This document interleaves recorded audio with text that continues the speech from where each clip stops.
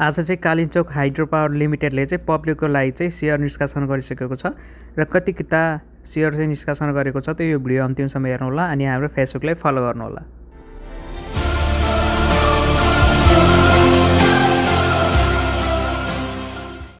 यो hydro power लिमिटेडले चाहिँ सर्वसाधारणको लागि चाहिँ 6,84,750 किता चाहिँ आइपिओ निष्कासन गरेको छ। यो आइपिओ चाहिँ एकदमै कम मात्रामा पर्छ। नेपालमा चाहिँ आइपिओ भर्नेको सङ्ख्या धेरै भएको हुनाले सबैले 10 किता मात्रै भर्नु होला, 10 किताभन्दा बढी चाहिँ नभर्नु होला।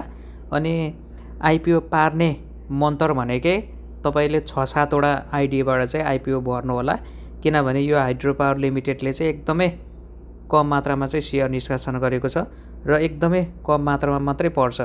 अनि भविष्यमा चाहिँ आइपिओ भरेरै पैसा कमाउन चाहनुहुन्छ भने यो हाम्रो फेसबुकलाई फलो गर्नुहोला।